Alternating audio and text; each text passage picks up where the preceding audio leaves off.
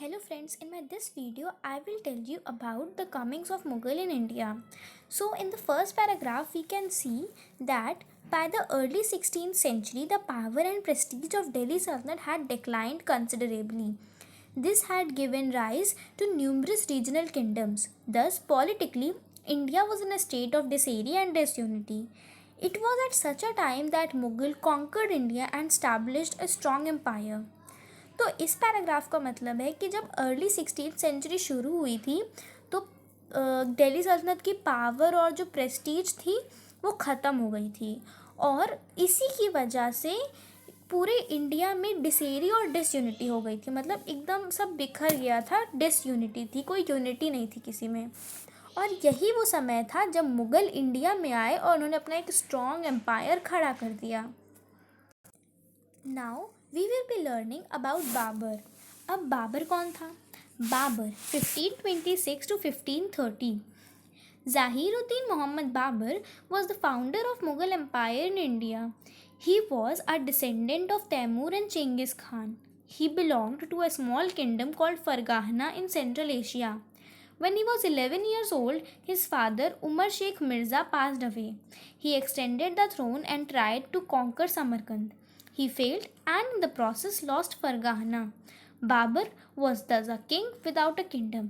तो अब इस पैराग्राफ से हमारा मतलब है कि बाबर का जो पूरा नाम था वो था ज़ाहिरुद्दीन मोहम्मद बाबर और वो मुग़ल एम्पायर का फाउंडर था और वो एक तैमूर और चेंगिस खान का डिसेंडेंट था। मतलब वो उनकी तरफ से आया था और जहाँ से वो बिलोंग करता था वो एक स्मॉल सी राज्य था जिसका नाम था फरगाना, जो कि सेंट्रल एशिया में है।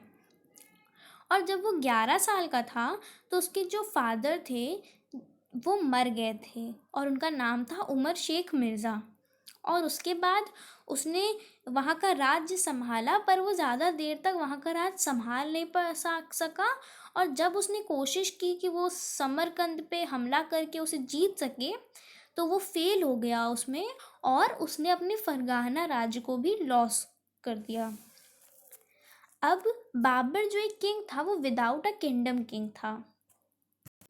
अब इस पैराग्राफ में लिखा है कि after being driven out of Fergana by the Uzbeks, Babur conquered Kabul in 1504।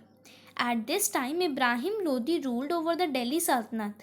दौलत Khan Lodi, the governor of Punjab, and Rana Sanga, the ruler of Mewar, wanted to depose Ibrahim Lodi. They invited Babur to invade India, thinking that after defeating Ibrahim Lodi, he would return to Kabul, leaving the Sultanate in their hands. Babur, who had heard about the fabled wealth of India, thought that it was a good opportunity to expand his kingdom. तो हम लोग यहाँ पे पढ़ते हैं कि जब Uzbeks ने उसे फरगाना से बाहर निकाल दिया तो बाबर जो है एक ऐसा किंग था, जैसे वो किंग तो था बट उसके पास कोई किंगडम नहीं था। पर उसके बाद बाबर ने काबुल को जीता किस ईयर में? 1504 में। और इस वक्त इब्राहिम लोदी दिल्ली सल्तनत पे रूल करते थे, पर उनके जो और भी लोग थे जैसे दौलत खान लोदी जो पंजाब के गवर्नर थे और रांगा सांगा जो मेवाड़ के राजा थे, वो चाहते थे कि इब्राहिम लोदी किसी तरीके से वो राज्य छोड़ दें। इसलिए उन्होंने बाबर को इंडिया में बुलाया इंडिया को लूटने के लिए। तो उन्होंने सोचा कि जब बाबर इंडिया को लूट लेगा तो वो अपने काबुल वापस चला जाएगा और सल्तनत उनको दे देगा, पर ऐसा नहीं हुआ और बाबर थोड़ा लालची हो गया और जो उसने फेबल वेल्थ ऑफ इंडिया के बारे में सुना था, अच्छी वेल्थ के बारे में, अच्छे से दौलत के बारे में, उस चक्कर में उसे लगा कि ये बहुत अच्छी अपॉर्चुनिटी है अपना राज्य बढ़ाने के लिए। इसलिए उसने अपना राज्य दौलत खान लोदी और रांगा सांगा को नहीं दिया। अब हम लोग देखेंगे कि बाबर ने कौन कौन सी फेमस बैटल्स लड़ी थी। तो जो पहली बैटल है वो है पानीपत की। चलो पढ़ते हैं। The first battle of Panipat. In 1526 Babur met Ibrahim Lodi in Panipat. This was the first battle of Panipat. The Lodi army was many times bigger than that of Babur's.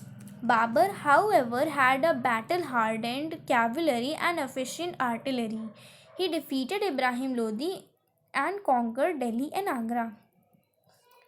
तो जो फर्स्ट बैटल ऑफ पानीपत था वो 1526 में लड़ा गया था बाबर और इब्राहिम लोदी के बीच में।